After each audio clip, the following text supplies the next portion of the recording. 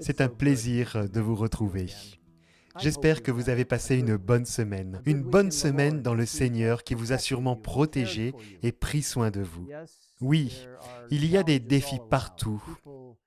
Des gens ont perdu la vie.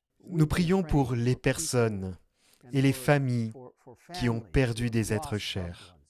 Nous prions pour les personnes qui luttent contre ce coronavirus.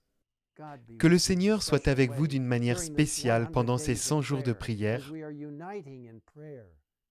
alors que nous nous joignons à la prière du Seigneur et à sa puissance de salut. Le Seigneur se servira de vous.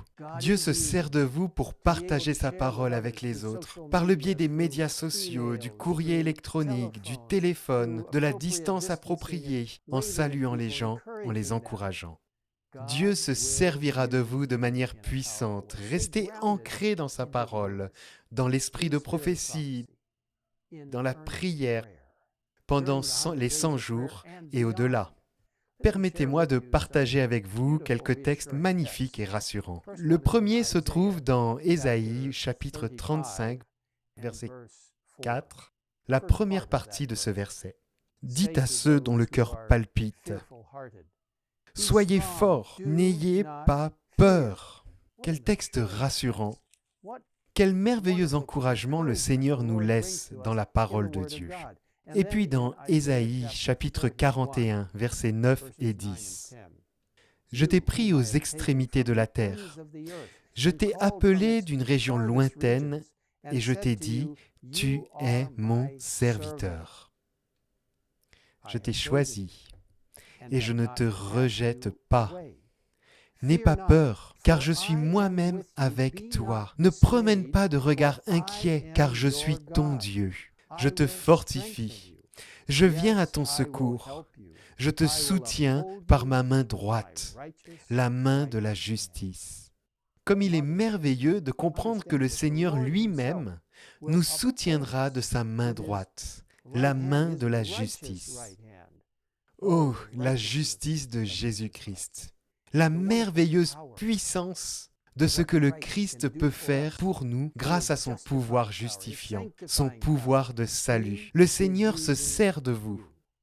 Permettez-moi de partager avec vous un passage très intéressant de Testimonies for the Church, volume 1, page 365.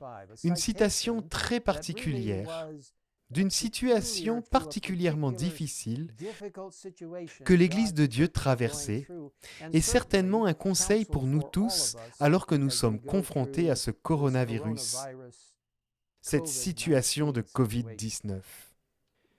Je vais lire ici à la page 355 où il est dit « J'ai vu que Dieu purifie et éprouve son peuple. Il les purifiera comme il le fait avec l'or jusqu'à ce qu'ils soient épurés et que son image se reflète en eux.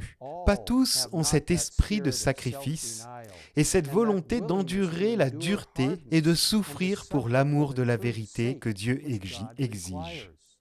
Leur volonté n'est pas soumise. Ils ne sont pas entièrement consacrés à Dieu et ne cherchent pas le plus grand plaisir de faire sa volonté.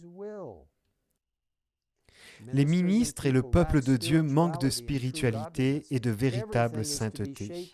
Tout ce qui peut être ébranlé doit être ébranlé. Le peuple de Dieu sera mis dans les positions les plus difficiles et tout doit être réglé, enraciné et ancré dans la vérité. Sinon, ces pas glisseront sûrement. Si Dieu réconforte et nourrit l'âme par sa présence inspirante, ils peuvent endurer, même si le chemin est sombre et épineux, car les ténèbres vont bientôt disparaître et la vraie lumière brillera pour toujours. Beaucoup d'entre vous traversent une période très difficile. Dieu vous aidera à la surmonter. Je voudrais vous recommander la page healthministries.com/coronavirus.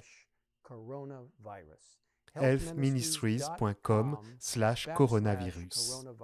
Vous pouvez y trouver de bonnes informations pour rester en bonne santé et pour vous tourner vers le Seigneur et pour réaliser qu'une bonne santé spirituelle et physique est la chose la plus importante. Dieu se servira de vous comme d'une ancre de stabilité et d'un pilier d'espoir. Jésus revient bientôt. Restez près de lui, tout en témoignant aux autres de sa présence constante dans votre vie, car les ténèbres disparaîtront et la lumière de Dieu brillera sur nous. Laissez-moi prier avec vous. Père Céleste, merci d'être avec nous dans tous les défis que nous devons relever. Merci, car les ténèbres passeront et la lumière viendra. Merci pour la promesse de ton prochain retour. Nous l'attendons avec impatience. Et en attendant, Seigneur, en ce temps, juste avant la venue du Christ, aide-nous à être des témoins fervents. En proclamant le message des 3 anges, en montrant aux gens la justice du Christ. Nous te le demandons au nom de Jésus. Amen.